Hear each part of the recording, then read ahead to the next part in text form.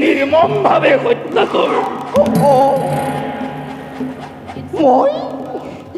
মই মোৰ বিষৰ স্তন পান কৰোৱাই সকলো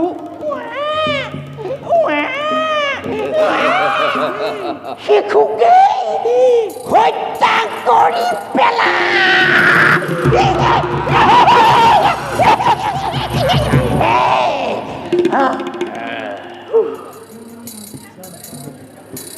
উত্তম।